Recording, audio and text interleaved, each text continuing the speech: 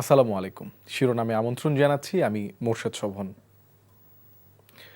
সরকারের প্রধান ডক্টর মোহাম্মদ ইউনূসের সাথে সাক্ষাৎ করবেন বিএনপির ভারপ্রাপ্ত চেয়ারম্যান তারেক রহমান। 13 জুন সকালে বাংলাদেশের আগামী রাজনীতির জন্য অত্যন্ত গুরুত্বপূর্ণ ওই বৈঠক অনুষ্ঠিত হবে। একটি অভিজাত হোটেলে বসবে হাই ভোল্টেজ কাঙ্ক্ষিত সেই বৈঠকটি।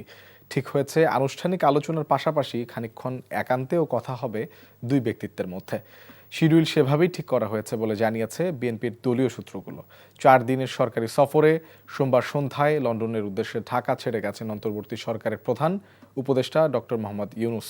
এই সফরে বাকিংহাম প্যালেসে ব্রিটিশ রাজা তৃতীয় চার্লসের সঙ্গে দেখা করবেন প্রধান উপদেষ্টা।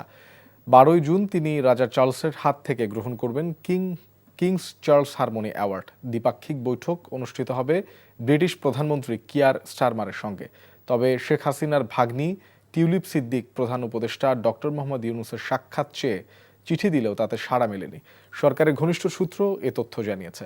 তারা জানান, টিউলিপের চিঠিকে আমলে নিচ্ছে না সরকার, ফলে প্রধান উপদেষ্টার সাক্ষাৎ পাচ্ছেন না তিনি।